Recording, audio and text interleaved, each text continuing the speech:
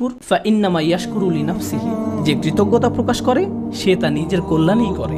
আল্লাহ ওয়াদা করেছেন লা আযীদান্নাকুম, আমি তোমাদের আরো বেশি দান করব। আল্লাহ আপনার জীবনের প্রতিটি ক্ষেত্রে আপনাকে সমৃদ্ধি দান করবেন, যেমন হেদায়েত, স্বাস্থ্য, রিজিক সহ সকল ক্ষেত্রে সবকিছুই ঠিক হয়ে যাবে যদি আমি আর আপনি আল্লাহর প্রতি কৃতজ্ঞ হতে পারি।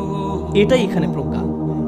তারপর তিনি বলেন ওমান কাফারা ফাইন্নাল্লাহা গানিয়্যুন হামিদ, আর যে কৃতজ্ঞ হয় আল্লাহ অভাব মুক্ত। আল্লাহ হলেন গানি এবং হামিদ, তিনি ধনী এবং প্রশংসিত। অর্থাৎ আপনার প্রশংসা তার দরকার নেই, মানুষের প্রশংসার দরকার হয়, কিন্তু আল্লাহর প্রশংসার দরকার নেই। কিছু মানুষ বলে কেন আমি তার প্রতি কৃতজ্ঞ হব, তোমাদের প্রভুর কেন এত প্রশংসা দরকার হয়? সাধারণ নাস্তিকরাই প্রশ্ন করে কেন তোমাদের রব সবসময় প্রশংসা করতে বলে? আল্লাহ বলেন তিনি হলেন গানি, তার কোনো কিছুর প্রয়োজন নেই, তার প্রশংসার দরকার পড়ে না, এটা তোমাদের জন্য। এই প্রশংসা করার মাধ্যমে তোমরাই উপকৃত হবে।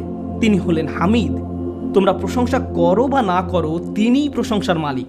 শুধু শুকর বা কৃতজ্ঞতা নয়, বরং হামদ বা প্রশংসাও তার অধিকারভুক্ত। তিনি আপনার প্রশংসার জন্য অপেক্ষা করেন না। শুকর শুধু কাজের নাম নয়, এটা মনোভঙ্গিরও নাম।